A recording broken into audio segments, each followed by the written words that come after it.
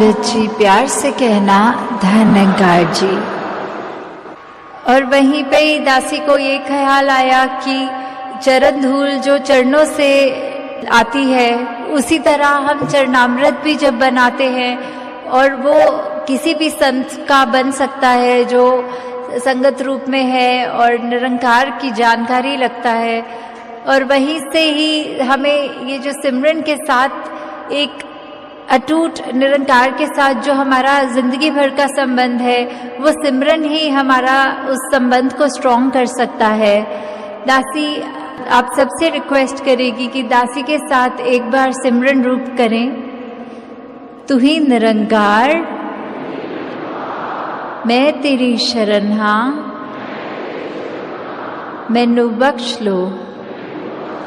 तू ही निरंकार, मैं तेरी शरण हाँ, मैनू बख्श लो।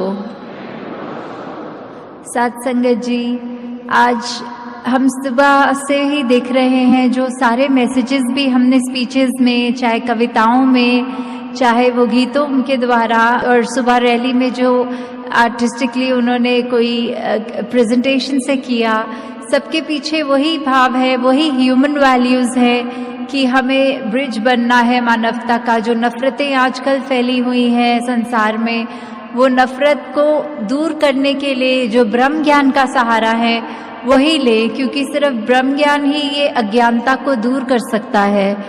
हमने, बाबा जी भी हमेशा कहते थे कि हमारे को एक हार्मनी इन वननेस का रूप जो देखना है वो हिंदुस्तान में ही नहीं, पूरे संसार में एक ऐसा मिले जहाँ किसी का भी कास्ट क्रीड कल्चर में कहीं पे भी एक वो फर्क ना आए। सब अपने हैं और अपनों का ही रूप हैं जो पूरे संसार में।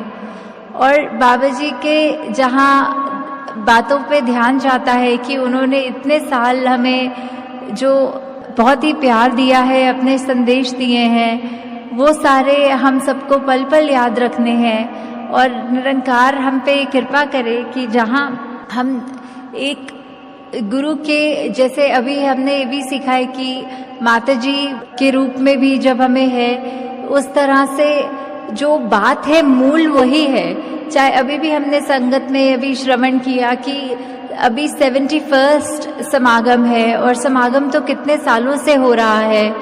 ज़रूर शरीर रूप में स्टेज पे आकृति बदली है, पर वो मैसेज वही है, वही ब्रह्म ज्ञान जो एक हमारा एसेंस है ज़िंदगी में, वो लेना, उसको कायम रखने के लिए